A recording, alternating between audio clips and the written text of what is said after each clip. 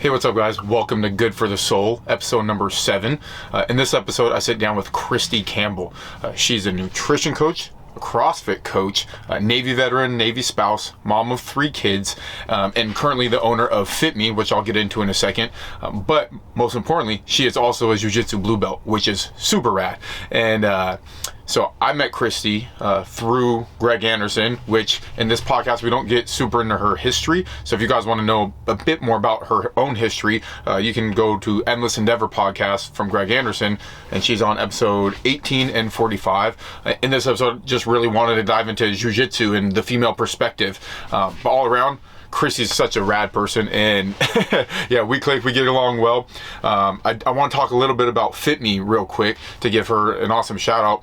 It's such an amazing program, bringing nutrition, I feel like, to the real world. You know, you're not counting macros and doing things that seem unreasonable for an everyday life, right? So she's really empowering women into a community, right? So fitmecommunity.com. So when I heard about this project, or excuse me, this business and coaching program that she runs, I liked it so much that I actually got my mom to be a part of it. So my mom's been doing it for quite a bit now. She's part of that community. And on top of that, Christy and I met the same time I met Greg Anderson, and up north at Electric North Jiu-Jitsu. So we've trained a bunch of times now. I was there when she got her blue belt, which was super exciting. And yeah, guys, I'm super excited to share this episode with you guys. She's got a great perspective. This was the first woman I sat down with and talked jiu-jitsu from a female perspective. But on top of that, she's just an overall cool person. So hopefully you guys get something out of it. Yeah, so make sure you go to fitmecommunity.com so you can check that out. And yeah, you can get to know a little bit more about her, what she does, and everything related to her business, which is really cool, because that's how I was like, yeah, Mom, you need to go try this program out. It's legit. And I've taken one of her workouts and it kicked my ass. So it's definitely worth checking out if you're in that Lake Stevens area. But it's an online program as well. So anywhere you can do this. Yeah, give it a shot. Also, before we jump into the episode, I just want to remind you guys to go to jockofuel.com. You can get 10% off anything using the code GOODFORTHESOUL at checkout. Today, I just finished my workout, so I'm drinking the chocolate milk. It's one of my favorite things. It's delicious. So they got the protein powders, joint warfare, so supplements on there for your joints, for sleeping, vitamin D3. They got all the good stuff. So go there, check it out, support yourself by getting an awesome product, and remember to use the code GOODFORTHESOUL at checkout. And without further ado, here we go with Christy Campbell. Yeah, so where did your love for jiu-jitsu come from? So I feel like it came from an accident, to be honest. Jiu-jitsu was something that I thought about for, probably for the past decade, but it was something I thought I couldn't do because I've had 10 knee surgeries. So I had always thought, like, I can't do that because it'll be too hard on my knee. And so even though I'd kind of like broken down that, I'd gone through that mental space before with other things like CrossFit and weightlifting, where I used to think I couldn't do it, and then I started doing it, and I kind of like made my own way. For some reason, jiu-jitsu still felt like I can't do it. It felt like it was too scary almost. Right. And so it was sort of by accident, because I had thought about it for a long time. And at my old gym in Maryland, so I was the head coach of a CrossFit gym in Maryland, and there were a couple guys there, one who was a black belt in Marine Corps martial arts, and then a guy who was a black belt in Taekwondo. And they held like a women's self-defense class, and then they also did just like a basic intro for the CrossFit. And I was like, it was the most fun I'd had like in forever. Just like putting your hands on people and throwing. And a lot of the people who attended, they were kind of like intimidated by it, but I loved it. And then that kind of just like, I had already been thinking about it. So then, well, hang on. You said you've been thinking about it for 10 years. How did you first hear about it, and what sparked your curiosity at that time? So I don't think I knew that I wanted to do like jiu-jitsu for 10 years. But what happened for me is after having my first 2 kids, I found myself I was probably 27, and I found myself 45 pounds overweight, like completely stuck, thinking like, okay, this is mom life. Right. And I wasn't going to be able to do any of the fit stuff that I thought that I grew up doing. I was a soccer player and stuff. So I kind of had given up on me. So once I I had a year where my husband was deployed, and I spent that year kind of reclaiming myself. I started working out again. I mean, I had all that knee surgeries. I found CrossFit. I started eating different, taking care of myself, and ultimately became a coach. It was like that sort of flipped a switch in my head. It made me feel like empowered or powerful, like I wasn't too old, or I wasn't like too female, or I wasn't too, I could learn to do a pull-up, I could learn to do these things, like, lift heavy weights, I could do things, and it made me feel really good. And I think that's what sort of made me wonder about martial arts. Okay. Because it was like, well, I have all this fitness, right, but I felt still very like vulnerable. I still felt like I don't know how to defend myself at all. Like I can throw a really heavy barbell over my head, but I can't do even like the most basic self-defense. And it like kind of, I don't know, itched at me. Kind of like, like when are you gonna like address this thing? Like how fit are you if you actually like can't even do like basic Gotcha. stuff. So you had that seminar, you said, in Maryland. Yep. What was the next step from there? Did it really set the fire in you, and then what happened? Nope. I still talked myself out of it for a little while. So I still thought maybe one day. And when we moved out here, so we got stationed out here, and Greg Anderson has been a friend for years, and I coached downstairs at the CrossFit gym for a number of years. So you were literally below jiu-jitsu for a number of years prior to starting. Yes. Wow. Okay. Yeah. Okay. And so I had seen it from that. That's probably like my real exposure. And then when I went to Maryland, because we moved from here to Maryland and then back, gotcha. I think Greg really was the exposure to that particular kind of martial arts. Okay. So that makes sense. That's how I knew about it. But when we moved back, I think I was still telling myself, maybe one day, like you really liked it, but it'll probably it's probably not good for your knee. Right. But my boys, my husband was getting ready to leave on deployment again, and I wanted them to have martial arts as something they could grow up learning. So I asked Greg if he had a kids class, and so I started bringing them. And so they started coming, and shortly after that, I found out that we were surprise pregnant, and so that was a wonderful surprise, but still a surprise. So I didn't start then, but I watched for my whole pregnancy. I sat over on the couch and I watched the boys. Did that itch at you a little more each time? Yeah, it just was exposure. It was almost just like, okay, well, you used to watch people come down the stairs from jiu-jitsu like completely soaked and all that like and you're looking, you're like, I'm not doing that. Never. And then you up here, and I started watching, and I was like, okay, like I think I could do it. And so the very first this is like feel like the longest answer to your question. This is, I mean, we're talking, it's good. I like hearing the story.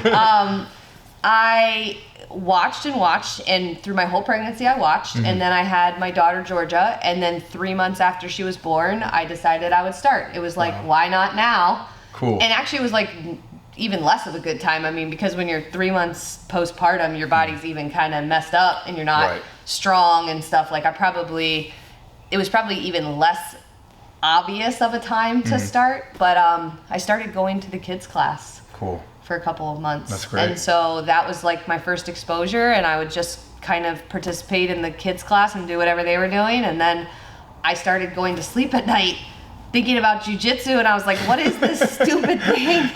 The two people wrestling around in your head. Yeah, I started playing it out in my head. Yes, that's how you know you're hooked. I know. And so then it was funny, because when I started coming to adult class, I still sort of didn't, I was really like, do something hard that you mentally don't necessarily want to do. Right. I was kind of like, challenge yourself, make yourself uncomfortable, do it. Cool. But not necessarily love it. It took a little while. It probably took 6 months before I was like, I really love this. Gotcha. That's great. So I guess I'm curious, knowing what you know now, what advice would you give someone to make that first day leap into jiu-jitsu? Because that's a big thing, people being hesitant, and I remember that feeling when I was younger, to walk through a gym of a combat sport, in a sense, for the first time. Like, what advice would you give someone?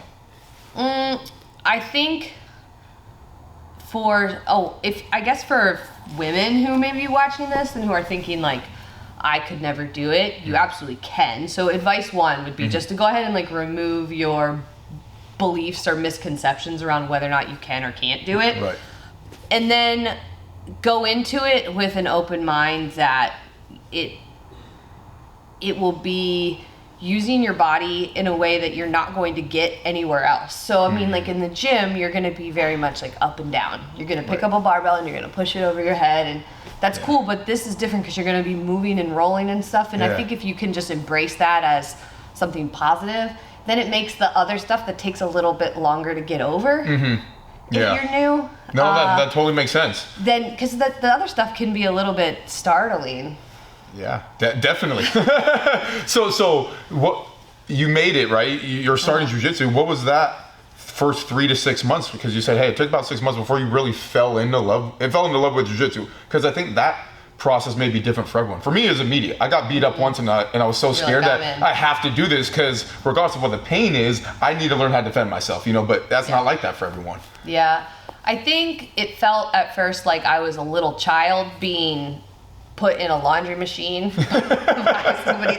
Like, no matter what I did, it was just like somebody else who was more skilled was just kind of like moving me. And again, I'd spent 8 years as a coach at this point and a trainer, and even though I was postpartum, I still felt like I was physically strong and like athletic, and I felt very humbled by the experience, and I think that made it even more intriguing because I was like, wow, I actually can't do anything. Right.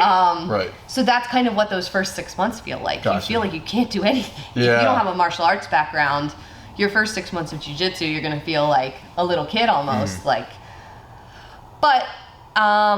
if you're going into it with the mindset of I'm learning, I'm going to get better if I keep showing up, and my body's doing something it hasn't done before. Right. I mean, I guess that for men or women, if you've never done martial arts, it's going to feel like that. Yeah, definitely. If you had to nail it down to one, maybe the biggest challenge personally for you, or maybe even other stories from women that you've heard that you have to overcome in training jiu-jitsu. My biggest personal challenge is still physical, to be honest. Okay. In what sense? Whether it's the strength, size? Knee. The knee. Okay. It's ongoing. Wow. Yeah, it's ongoing. Which is a great thing to bring up because you've been training for a couple of years now, right? Yeah. How do you manage that? So my knee does not bend. So this one bends like this, and this one bends.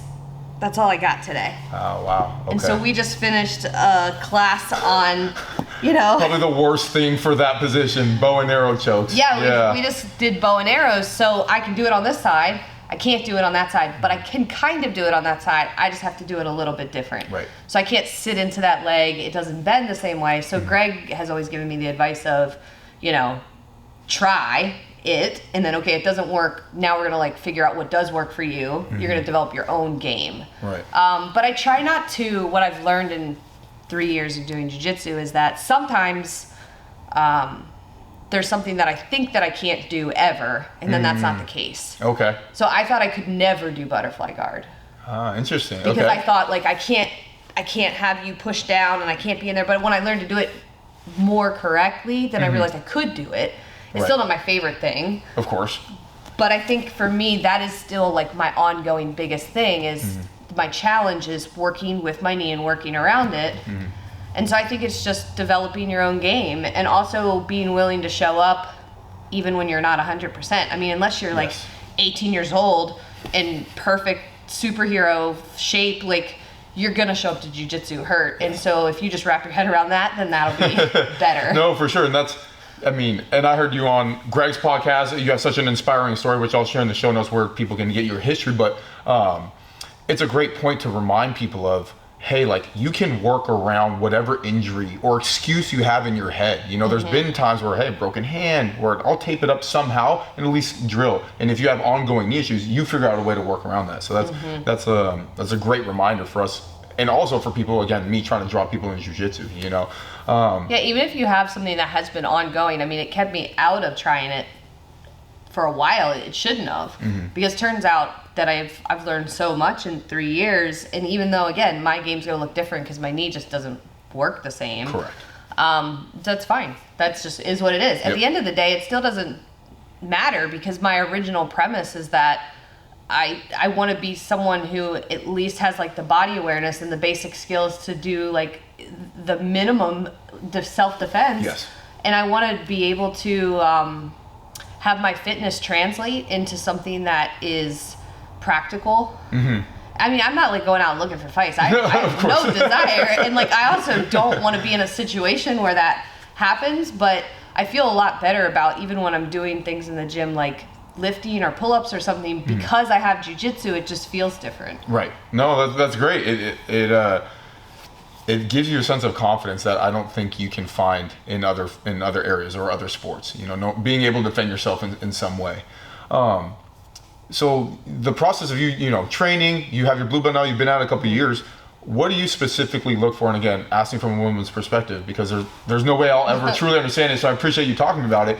What do you look for specifically in training partners, and how do you go about whether you choose training partners or some of the other ladies you talk to on the mat? Let's talk some of those secrets. Okay, what do you look for? Yeah, that's like a very good question, because I feel like that's it is said between women usually. Like if a new girl comes to class, I will specifically give her some feedback about that. Yes. And I've learned this through doing. Yep. But I'm pretty comfortable training with any male blue belt and up. Okay. And we've rolled a bunch, and it's been awesome. It's been great. Yeah.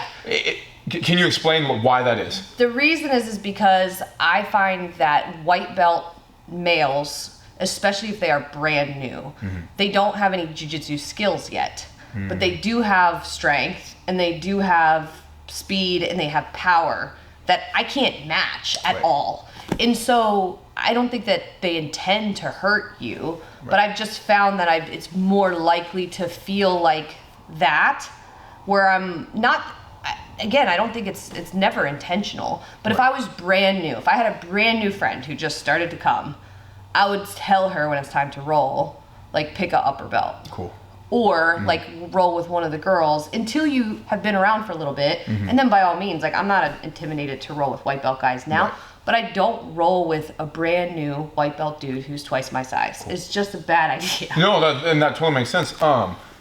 You're a very confident woman. Your presence, you can feel it on the mat, but maybe not every woman who steps on the mat is going to have that confidence to begin with. The years of coaching CrossFit and being in front of people.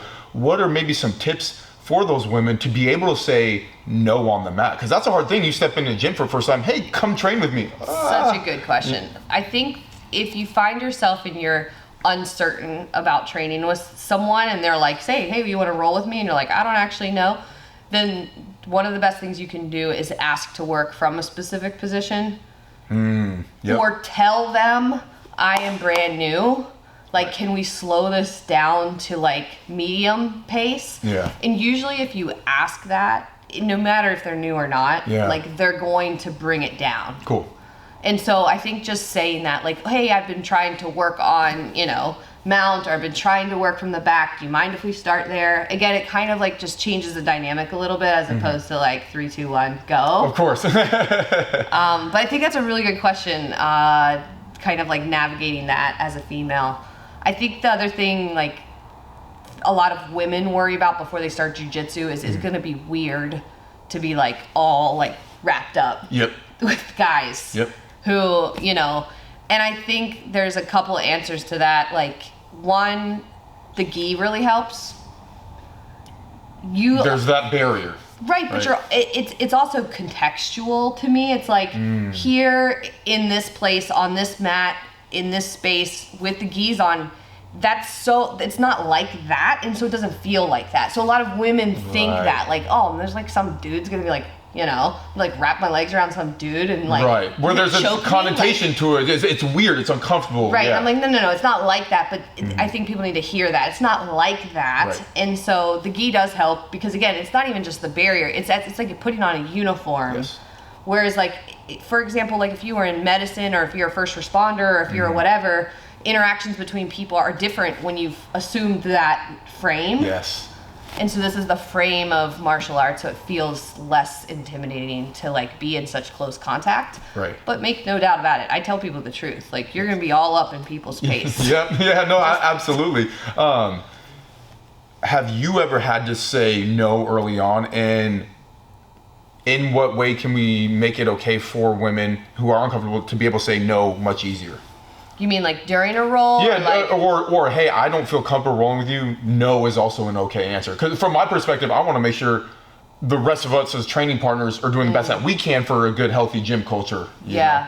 I think maybe if you think that she's like uncertain or like intimidated, maybe like even asking that question, is there a particular position you want to work on? From our side. Right. Gotcha. Like, is there something you want to work on that we could work, or how about we bring it down to medium speed, and then you're kind of just like giving permission that it's going to be a flow sort of round. Gotcha. So it can be from both sides, which is actually a great point you bring up, because I saw Jamie tonight standing outside, like maybe deer in the headlights, wanting to roll. Yeah. Hey, and I've been doing it for a while, but Jamie, okay, let's roll, you know, and so we can flow it and have that. And at least from my perspective, I mean, such a great point. Slowing that pace down for newer white belt female training partners can really help, you know, bring them into the sport and make it more comfortable for people to start off, because it is uncomfortable to start. And I think now that I've been training for a couple years, I've seen what happens, why someone might stop early on.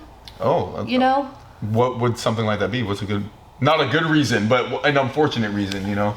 I think that there's two reasons. One, maybe someone's trying it because they think it's going to be like a good fitness activity. Okay. And I don't think that that'll keep you here as a girl. No. I don't think it'll keep you here as a guy either. I think like this is not for just fitness. Right.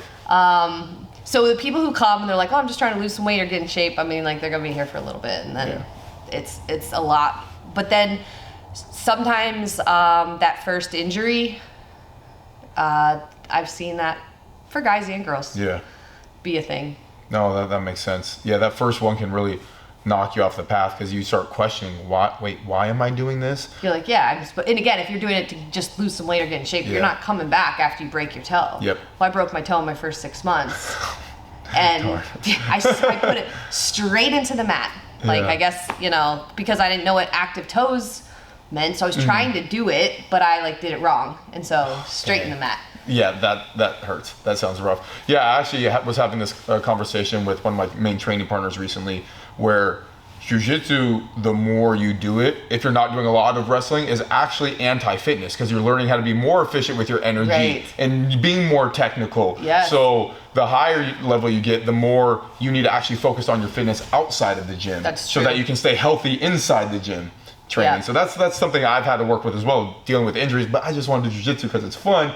Well, I need to focus on my fitness outside the gym. There's only been one, maybe twice, that I've actually had to not train because of an injury. Every other time I've come, even if I'm hurt, I just kind of work around it. Right. So I'll tape it up or something. Gotcha. But yeah. So you said early on that, you know, you were hoping to get, at least the way I understood, hoping to get from jiu-jitsu some form of self-defense, and was that correct? And then also, now that you've been doing it for a couple of years, what more are you hoping to get out of jiu-jitsu? What does it mean to you at this part of your training? I guess to answer your first question, did I get self-defense out of it? Yes. And sometimes I joke with Greg, because I'm like, I don't know very much. And he's like, well, don't tell yourself short. Like, now at this point, you know a lot more than a lot of people. Yeah. And so, yes, I do, but I still feel very aware and like humbled by both my ability, but then my physical awareness about myself. So I think it's actually a positive thing. Okay. So for example, I think before jiu-jitsu, it's like just straight fear. Yeah. And then now I don't have that fear anymore. So what do you mean straight fear? Like prior to walking on the mats for a class, or? I mean, like in the unknown. So for a female, it's like you're out in the universe, and I mean, I don't walk around afraid, but essentially, like, if you feel like you are physically vulnerable and you have no self-defense ability and you have no defense at all, then it's just this mystery. Yeah. It's fear.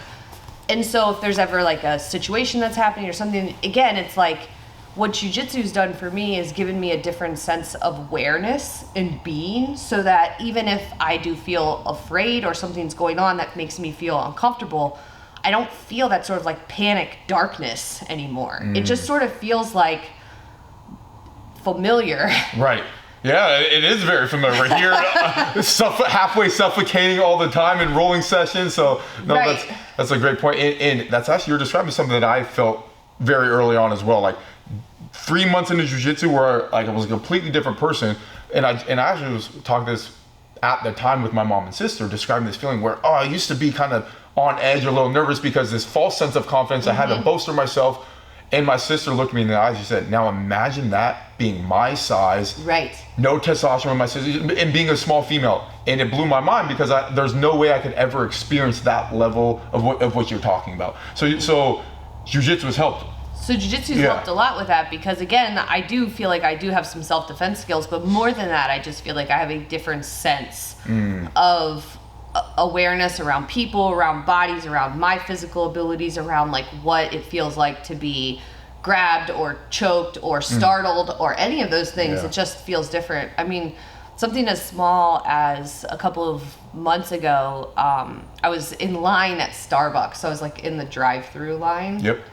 And the line got real backed up. So it was like into the parking lot essentially. So I was waiting in line in my car where other cars were parked. And I'm looking out the window, I hear something, and I look out the window, and this larger man is having like a loud conversation with a girl. And I didn't know what was going on. I could just see it. And I think old me, because of that fear, I wouldn't have been able to do anything, so I would have just not wanted to see, or I would have been felt scared, or I would have been like not wanting to engage in that. But the way that I am now, I didn't feel that panic.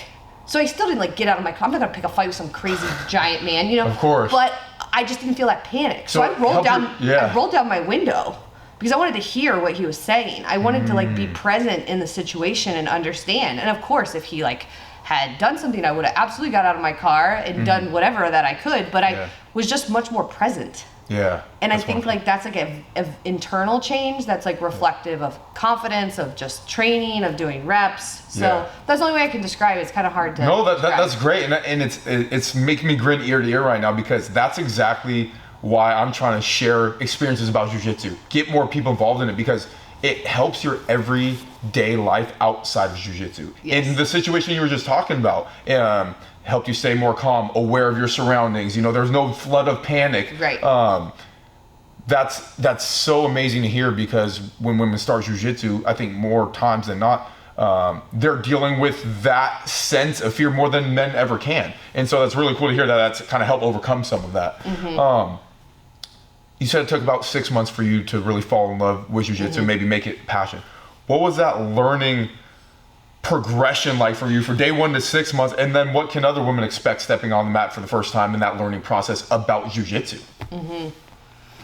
So in that first 6 months where you're still kind of feeling it out, one, I would give yourself 3 months no matter what. Okay. No matter what, even if you hate it. Just keep coming for at least 3 months. Why is that? I just think because you can't judge it from the beginning. Okay. And so you have to give it enough times because you really will feel, unless you have a background with wrestling or something, you're gonna feel like, I don't know what I'm doing. In the first couple times that you start to figure something out, then it feels fun. And all of a sudden that like funness starts to be a part of it. I've always thought that like some version of like sparring is fun, but that's just me. Like I used to wrestle with my brother all the time, so that's always felt fun. But so I think getting over that hump of not knowing anything to knowing a couple things, having some wins, kind of dealing with those first bumps and bruises, you know, and still showing up anyway. I strongly believe in extending your mindset around it. So if you are, you know, if you're like, I'm just going to try a class, it's probably not going to be the best mindset. I would like wrap your head around, like, I'm going to give this a year. See? Cool. Yeah, that's great. No, for sure. If you hate it after a year, then you probably should maybe find a different version of martial arts. I mean, it doesn't have to be for everybody. Right. Or even a different gym, right? Sometimes different cultures fit with different people. So, no, that's great that time frame where once something clicks and a light bulb goes off for the first time, it becomes fun. You know, I've had that many times myself. I feel like I was lucky enough to have met you as a white belt, and I was here the day you got your blue belt. What did that feel like, and what does that mean to you now? I feel like for me it was more of an accomplishment than a lot of the other things that I've done physically. So I've competed in weightlifting and done a bunch of different CrossFit style things that I was very proud of. But for some reason the jiu-jitsu belt, the blue belt, felt like a much bigger deal to me. Wow. It just felt like I worked harder for it. Cool. I feel like I really, and again, I think that's one of the things that's appealing about jiu-jitsu is it's not super quick to reward you. Definitely not. It's actually the opposite. In any way. So even once you learn something, you get that win, then the next day you can't do it anymore, or like you realize that it doesn't work like all these other times. So there's not a lot of instant gratification in jiu-jitsu. And so to me, any progression feels very rewarding. Cool. And so that blue belt in particular was like, I almost can't even believe it. Yep. No, that's awesome. It was so cool to be here for that. Because again, we've rolled a bunch at this point. Every time I come up here once a month, once every other month, you were just getting better and better. So it was really cool to see from the outside, and then the times we got to roll. So I have some specific questions, right? From my friends that I had called. And I think you answered this a little bit, but I want to touch on it again because I think it's the biggest thing that I've heard. You know, all three women and friends that I called, and my mom as well. She wanted to know how to get over the feeling of being touched. I know. Like what is that, and how do you overcome that? Because again, I can't even conceptualize like. I wrestled with my brother my entire life, like being touched. I played basketball and sports, you know, so like I don't get that. Like, can you elaborate on that? It is probably the number one barrier. Okay. For women, I think. Okay. Is this idea of being close contact, you know? Yeah. Because they'll do a kickboxing class or something. No problem. Punching class, whatever, you know. But this is just different. So, how do you get over it? I think maybe if you are. I would give two pieces of very honest advice. Okay. Honest advice number one is if you have trauma in your background. If you have trauma in your background, this could be particularly triggering. And I would visit with your like counselor or therapist if you're going to pursue jiu-jitsu so that you have that support while you're doing this. I've known that's like just like a disclaimer for that. Cool. If you're just like it's just like, I want to do it, but I also just don't want to be like, you know, like you said, like, how do you get over that? I think starting with other women can be like a great way to start. Cool. And so if you can find a gym that has a women's class, that might be a great thing. Yes. Because then you can start to get a hang of it and start to get comfortable, and then it's not going to feel as weird. Cool. I also think, again, this is where upper belts can really break down some of those fears because so for example, like maybe you attend a class that's women and the upper belt is teaching the class might be male perhaps, and then they are demonstrating things and you get to see it and you're like, oh, that's not weird, you know. So you kind of get exposed to it, but like not necessarily. So I think those are just like little steps you could take. Those are great piece of advice, you know, because again, I wouldn't have come up with those on my own. So no, that's wonderful. Because then you could transition into now I'm in a class that's co-ed and I've been exposed to this. This is not weird anymore. Right. Maybe it's a little weird. I mean, there's still some stuff that I'm like, really, like, you know. They still happen to me every now and then. I'm like, we're just gonna tie each other up like that. Right, like you're gonna sit on my head and wrap your leg around me and then triangle my neck while like my head is like literally in your ass. Like that is the whole setup. But it doesn't, I mean, it really isn't that bad. It sounds crazy, but like. Right, from the outside, it sounds crazy. And I remember my first time my coach using me as the uke, right, the dummy, and he smashed my face, sitting on my head, talking to people. I was like, this is way different than I ever thought jiu-jitsu would be, right? But yeah, you learn exposure to get over that little by little. So that's part of it too. I think that's another one of those things where getting over that is part of that mental work that gives you those wins. So if that feels intimidating, well, good, because if somebody ever puts their hands on you, it's not going to be the first time. Correct. Yes. So you can choose where you want to deal with that fear. You deal with it in here with people who are going to support you and like help you, or you deal with it for the first time when you don't want to. Yeah, no, that's great. No, I appreciate you sharing that. Is long hair an issue? Okay. And how do we deal with it? It can be. So I started with my hair's pretty long, and I started with a full head of hair, but I was also postpartum. So if anybody's watching this is a female, but even if it's guys, women tend to lose their hair postpartum. Oh, I didn't know that. Yes, okay. And they don't lose their hair like men. It's not like receding. But what happens is after you have baby, your hormones shift, and so when you're building a baby, your body's in like build mode. So that's how you get bigger and your belly grows and like all the things that happen. But then when you have the baby, your body shifts. Okay. And it starts to go into like a different mode. Yes. And one of those things that happen is you lose your hair. Okay. So you'll lose like a chunk of hair volume. So what happened to me is because I was starting jiu-jitsu at 3 months postpartum, I was losing a lot of hair, and that drove me crazy. Oh, wow. Because I would get like smashed into the mat, and then my hair would be on the mat. So I ended up getting an undercut like about a year in, which I loved, and now I'm growing it out. So now I look extra goofy because I have like undercut that's growing out and my long hair. But it's fine. I mean, most of the women that I know who train jiu-jitsu have long hair. Right. Okay. So boom, we can just knock that one off. Yes, you can train jiu-jitsu with long hair. Yes. Then hygiene side for men, right? What should we as men be conscious of? Because again, I'm sure you've been at it for a couple years now. Really good question. Both sides of it. Again, I want to make sure that we as men who are seeing this can be the best training partners that we can be. Yeah. What are you seeing? What can we do better? Or I think I'm doing a decent job of it. What can men do better on the hygiene side and things that you're seeing from your perspective? Yeah, these are the best questions because they're like the thing that if like I was sitting with my girlfriends, they would straight ask me this question. That's why I'm trying to get it out there.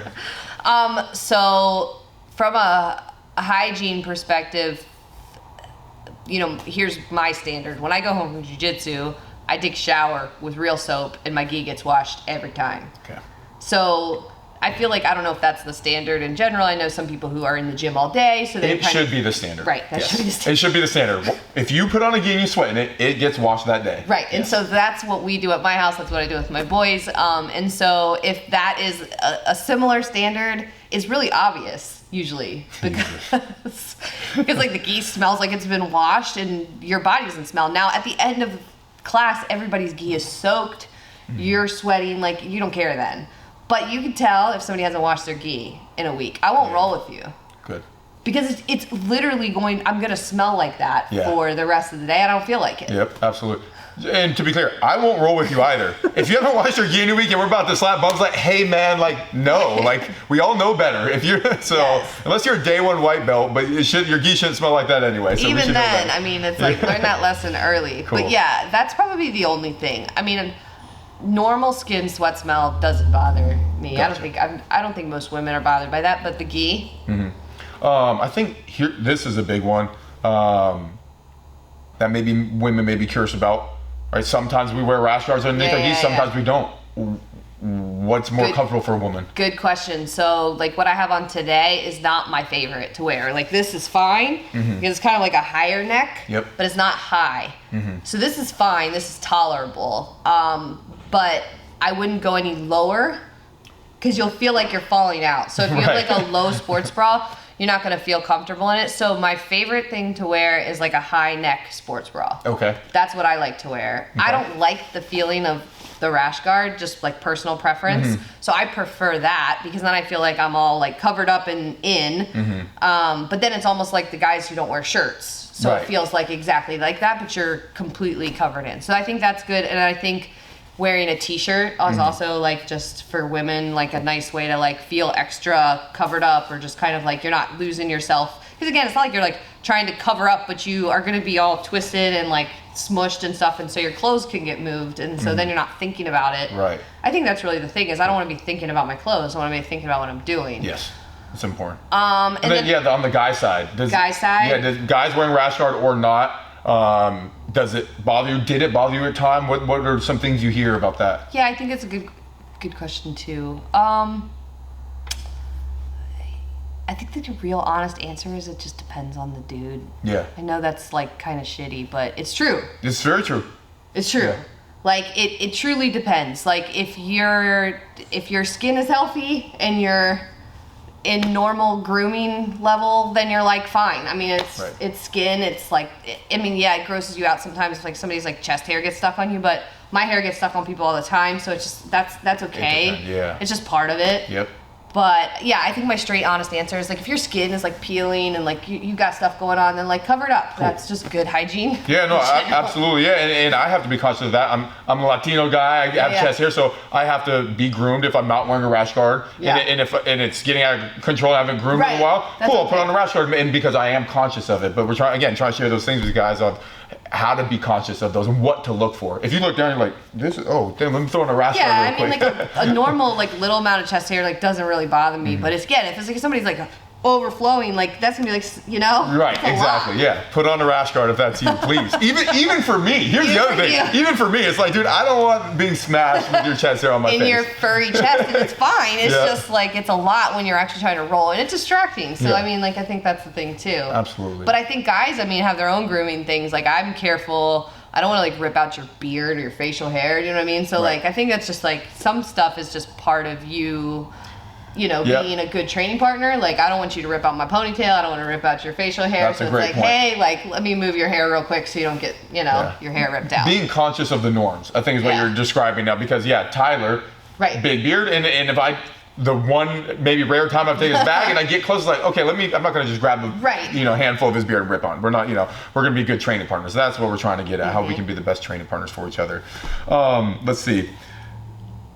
Again, maybe not you specifically, but to hit this one more time, if there's a story from someone else, is it uncomfortable rolling with a man for the first time? Like, did you hear maybe from other females at the gym? Like, was it nervous? And again, how to maybe overcome that? I didn't hear it from anyone at the gym. I more heard it from other people who are not up here.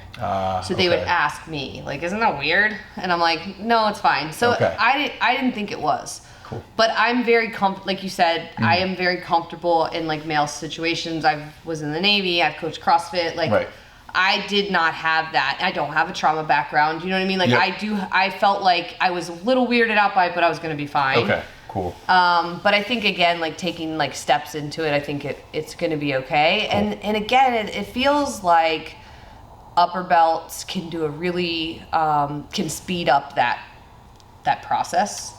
What do you mean? Because if day one white belt female grabs an upper belt to roll for the first time is going to help. Yes. Okay. Like, because then it becomes way less scary. Yeah. It becomes like, oh, that was actually really good. I like learned some stuff, and almost every time that I've rolled, especially purple belt on up, they tend to stop sometimes and be like, hang on, like, let's fix this right here, or like, look at this, or like, hey, slow down. Cool. Just so that little bit of assurance. I mean, women tend to be more verbal. Right. They just are. Yep. Most women are more verbal, so verbal feedback can be helpful. Cool. No, that's great. Yeah. And then lastly, have you specifically been hurt in jiu-jitsu? I don't know if you want me to answer. No, let's share with them, because you're still here training. I mean, you started jiu-jitsu with, a knee injury, the knee stuff. But have you been hurt in jiu-jitsu, and how did you overcome it? Because again, you're here tonight on the mats with me. So I did hurt my toe in the first 6 months. Okay. So that one hurt, but it was fine. I came back pretty much the next day. It was just kind of like limpy. Yeah. It was my big toe, so it definitely hurt. Yeah, that's but again, I think that everybody who's trained jiu-jitsu long enough, they've done something like that. Mm-hmm. The next time I got injured, it hurt more. So I was reaching across, and I was a white belt. The girl I'm training with was a white belt. We both kind of like to like go hard, and it was in transition. So we were both kind of scrambling, and I just happened to catch her shoulder directly into my thumb. And I think I dislocated it, and then it went back in, and then it just blew up. Yeah. So that injury set me back. That's the only one that I literally stopped. I had to stop in class and just sit, and then I was like, I think I need to go get this checked out. Yeah. That's the only time that happened. And I still came back like a week later. Right. I just put a tennis ball in my hand and taped it up, and I went one-handed.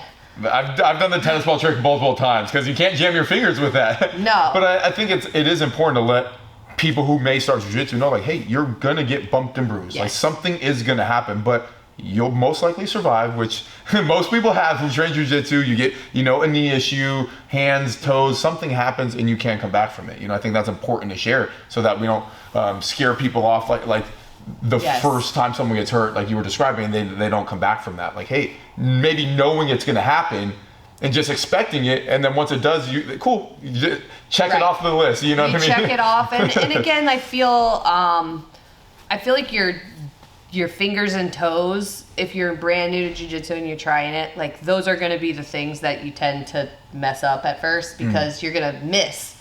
You're going to move your hand weird, or you're going to like hit something weird, and it's going to be fingers and toes. So, but you can train through it. So even then, I came with my hand, and it really was hurt. So I couldn't do some things, and I would just roll with people. And I remember even some of the upper belts that I would roll with, they would be like, well, that's fine. I'll train with one arm too. And like, we would just roll with, and that's so fun. It's like they brought it down, and they were like, that's that. fun. Like, I'll stick my hand in here and we'll just do it like this. And so it was still doable. And then I've had a couple other little things here and there. I recently acquired a mallet finger. Oh yeah. That's I guess a common jiu-jitsu injury. That is very common. I've seen quite a few of those. I'm trying to splint it straight, but I'm pretty much giving up on it. Yeah, every time you go to grab the gi, it happens. It's there. That happened with one of my knuckles as well. So yeah, it's not the end of the world. And I got one shiner, but the shiner was fine. It happens. You'll be okay. So I was like, you don't want me to answer this question because I have like a list. But again, none of those things were something that one stopped me from being able to keep showing up. And it is a little bit of the exchange. Like, you don't get anything worthwhile in life without an exchange. Yeah. And so part of jiu-jitsu is a mental exchange of just showing up, but there is a physical, you're going to pay a little bit. Yeah, you're going to pay a little bit. Absolutely, yeah. So, again, earlier we talked from white belt to blue belt, and you found your love for it. But on top of the benefits we get from jiu-jitsu, why is jiu-jitsu fun to you? Like, what about it, rolling on the mats with people, is fun to you? I like the competitive feeling of winning. Cool. No, that's your answer. That's great. And so I like sports, and so this feels like a sport. Cool. Especially as a mom and as an adult, like, we don't get to play very much, and this feels like play. Yeah. And it feels like fun, where there is a little bit of, in good fun, there's a little bit of winning and losing. And I think that can be really fun. So I do like that. And I train with my oldest son. So I bring both. Who is great, by the way. I rolled with him last week when I was here. He's doing phenomenal. He's so that's crazy. Awesome. So he just turned 13, and then my middle son is 11. And my daughter's 2. So both of my boys have been training jiu-jitsu for a couple of years now. But my oldest is big enough that he comes to adult class. So that's really fun because he's like my partner sometimes. But it's something we do together. That's awesome. And I also really like that. I love that. And you said something so important that I recognize at one point throughout jiu-jitsu is we get to play here as adults. Yeah. Where else in the world do you get you're working a 9-to-5 job, do you get to go in a padded room with your friends and roll around, wrestle, and then go home? Like, that doesn't happen anywhere else outside of wrestling in middle schools and high school. Right. So. Yeah, you don't get to play. CrossFit felt like that too. It was like, at first you're swinging on the rings and doing stuff. Like, we need more of that. Yeah, more playfulness. No, that's great. And again, now that you've been trained for a couple years consistently, you have a blue belt, have you found your game or what you enjoy about jiu-jitsu? Like, your favorite submission so far, what you're looking for when you're rolling? I sometimes apologize for it, and then Greg tells me stop apologizing for it. But I pull guard a lot because of my knee, because the place that I'm most uncomfortable is standing. Gotcha. Okay. Right? So I have gotten better at that. Which, again, I told Greg that, and he was like, don't apologize. You can be a really good guard puller. I agree with him. You shouldn't have to apologize for that. That's fine. And so I was like, so I guess with that being said, what am I, like, what's my game? I really like anything from technical mount. I don't know why, but that is my place. If I'm there, I'm in a good spot. I prefer that far more to like most positions. And I have a really strong closed guard. I have really strong legs, so you're stuck. I love that. You know, so I like that too. Cool. And then, but I've also been told recently that my defense has really, really improved. So I've kind of started embracing that instead of feeling like, oh, you have to be on the attack all the time. I've started really like any opportunity that I have that I feel like this round isn't about winning. This round is about, I want to see if I can make it all the way to the end without getting submitted. Cool. And that started to feel fun too, and like a different kind of win. Yeah, no, that's great. And I actually like what you're describing for those people listening is you can roll differently with the same person or different people with different goals in mind. So you can make it fun, your own personal games. Hey, I'm going to try to not get tapped this round if it's a higher belt, or work on this. I'm only going to go for one move, right? So you can have all these things that you're working on to continuously make it fun and playful. And if I get to roll with a white belt female, my game usually is, can I do this entire round breathing through my nose? Ooh. Like, I'll play games with myself. That's a good one. So I just like try to bring my heart rate down for the entire round. I don't know if I've ever tried that before. Really? I'm now going to try that next time I train. Yeah. That's a good one. We'll play with that. Because it makes it challenging, but it also like brings me a different sense of calm. Like I know I'm helping her get a little bit slower roll. And so that's been fun too, is when you're brand new, you don't get to teach anybody anything really. But now I feel like I'm not really teaching a lot, but I know enough that I can help new people for sure. No, that's great. No, I love that. So you've been exposed to jiu-jitsu for some time now. With what you know about it and the amount you've trained, if you could change one thing about jiu-jitsu, what would it be? I do wish there were more women who did it. I don't think that that's the thing about changing anything internal. But I've tried to encourage some of my girlfriends, you know, come try it. So I feel like maybe if I had to change anything, maybe there would be like more opportunities for me to bring people and expose them, so that they wouldn't necessarily have to come to like a, you know, full-on co-ed class packed, you know, with like 98% guys and 2 girls, you know. So I know some gyms do offer, you know, opportunities where there could be like a women's class or just like a try it out Saturday. Cool. I think that would be cool. Something more consistent across the board of jiu-jitsu that has an opportunity to expose women more comfortably into the realm of jiu-jitsu. Yeah, like just come try it. Like this will be fun, because if you have a fun day one, then they'll probably come back. And then, you know, I've stopped trying to convince. So I do think anyone would benefit from jiu-jitsu. I do think that. However, I've stopped thinking that everyone will want to do this. Yeah. Because that's just not true. It's not. I'm going to keep trying. I'm trying to get everyone to train jiu-jitsu. Yeah, my friends long ago who have not trained at this point were like, Vic, you need to stop talking about jiu-jitsu. So now I get to do it online. Outside of jiu-jitsu, what do you personally do that's good for the soul? Oh, that's a great question. So I'm a professional coach. That's my job. I mean, I help women who struggled with dieting their whole lives, who like don't feel good in their bodies, who want to feel strong and healthy again. That's my personal passion, my project, and so that's good for my soul for sure. So wait, so you were able to take this passion that you had and make it a job, make it a career, something that you're working on. Yeah, that's how I, found you and how we became friends, hearing you on Greg's podcast and meeting you at the gym. And I actually got my mom on your program because it was amazing. Talk to us about Fit Me, because I think that truly is something that's good for the soul. Thank you. So when I started coaching, I feel like I fell in love with the fitness industry. Okay. Because it helped me find that piece of me. But as I started coaching more and more in the fitness space, I started realizing that the people that I love to help the most weren't being helped by those tools. Because a lot of the tools in the fitness industry were created for professional athletes and bodybuilders, like specifically around nutrition, right? So what tools would those be? So for example, like macro tracking, like certain kinds of supplements approach, the kind of meal protocols where you're tracking every single thing that you eat, you're weighing and measuring things, like those things work for bodybuilders because that's the sport. And so what I found as a coach, and again, I was coaching a lot as a CrossFit coach and a weightlifting coach, and then I started in nutrition, is I started realizing that I knew people shouldn't do like the diet gimmicks, because I had done those. Yeah. Like the, shake plans and the whatever. I tried those when I was stuck and they didn't work. And of course they don't work, but when you're stuck, you want them to work, so you try them anyway. Yep. So I knew that wasn't going to help people, but then I also felt like, man, these other things aren't really helping people either, because they're missing this sort of basic, how do I eat well? How do I make my body strong? How do I feel good? How do I like talk to myself in a way that is better, really, right?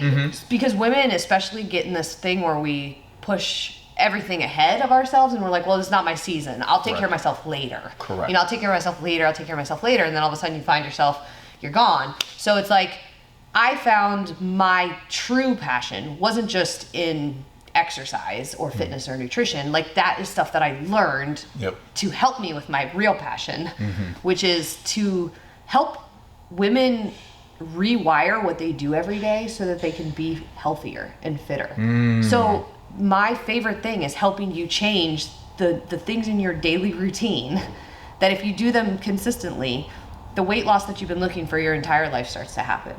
The self-talk that you've been trying to, deal with starts to change. You're more connected with people. You start to do things you've never done before, whether it's like run a 5K or start jiu-jitsu or like go to the gym. All of a sudden things start to change, and it's not because you hate yourself, so you're going to punish yourself with some fitness routine. It's because all of a sudden you're like, oh, I get it. I'm going to take care of myself. I'm going to eat better. I'm going to start moving more. I'm going to get stronger. And so that's what I do. Cool. And so my program isn't a weight loss program. I mean, a lot of people who join Fit Me ultimately come because that is part of their goal, or they want to feel strong, or they want to feel healthier or fitter. It's more than that. It's more of like a fitness community of people who are connected together, who are doing this different style of taking care of themselves. That's what it is. Cool. And then you get a coach to help you do it, because any change is hard without a coach. Yeah, absolutely. And that was, I mean, you just said it, and what really hooked me to tell my mom, like, hey, go find this, because I think about jiu-jitsu, one thing that's really cool is you build community. Yes. Immediately. Hey, the people you see Monday through Friday on the mats, and at this stage in my career in jiu-jitsu, all my friends train in some capacity because that's where I spend all my time. And I think it's hard for people to find community. So the way you describe it, and community about just making yourself better, and you have a coach, it was such an exciting thing. And I'm really glad you brought up that we can talk about it then, because fitness outside jiu-jitsu has to complement your jiu-jitsu, right? Sure. Because you're not gonna later in life, or the more you train, the less fit you could potentially get. So being aware of the things you're talking about, diet and community in that sense, can be really rewarding. And people feel really alone and isolated, especially now. Like in these times, people feel more isolated than ever. And so we've been given this sort of narrative around exercise and eating different. Like if it's a diet, right, then it's sort of like punishment. Yeah. And I think changing that narrative is something that I'm really passionate about. When we are taking care of ourselves, whether we're exercising, and we're exercising with people, even if they're not present physically, like even if like you're doing it here and somebody else is across the country, and then you guys like connected because you both did your walk together. Yep. You're being human. You're being like one of the things that make us most feel alive. Yeah. And again, you're feeling better in your body, which is what most of the women who join Fit Me, they just want that. They want to feel good. They want to feel strong and healthy and good. And so it's, to me, community is one of our core values in Fit Me, because our connection is, which leads to community, but connection is the reason that jiu-jitsu is so sticky. Yeah. Because once you come here enough, then you end up with family that's here. Yeah. And then you end up feeling connected, and because of that connection, you show up on days you don't want to show up. Yep, absolutely. No, I love it. And this may be one of the best answers I've heard so far about what outside of jiu-jitsu is good for the soul, because you're doing something that is so selfless of helping other people be better themselves. I really love that. Thank you so much for sitting down with me. This was fun. I appreciate it. Yeah. It was great. Anybody, and if a girl's watching this, or I don't care how old you are, if you're 12 or if you're 70 and you're like, I don't know, just send me a message. I'd be happy to like absolutely. give you and where can people find Fit Me? Where's all this at? Instagram, website, where's the basics? And again, I'll put in the show notes, but if they're listening to it. So best place to find me is on Instagram, Christy Campbell. Okay. So I think I'd start there. But I have a daily podcast, so it's called Fit Me Coffee Talk. Cool. It's 5 to 10 minutes long. It's short, easy to listen to, and I think those are the two places to start. And then my website's fitmecommunity.com. Awesome. Christy, you're the best. Thank you so much, guys. Appreciate it. Guys, if you've made it this far along, finished the interview, I just want to thank you again for supporting me along this journey, and hopefully you got something awesome out of that interview. I really enjoyed doing these, learning so much about life, jiu-jitsu, and everyone has such a unique and interesting perspective. So I hope you got something out of that that you can take with you. And one last reminder, for 10% off on any Jocko Fuel products or Origin USA products, go to jockofuel.com or originusa.com. Support yourself by getting some awesome products, supplements, protein shakes, greens, all that good stuff. It helps support me along this journey, and again, supports yourself and an American-made company. So yeah, jockofuel.com. Check it out, guys. Thank you very much.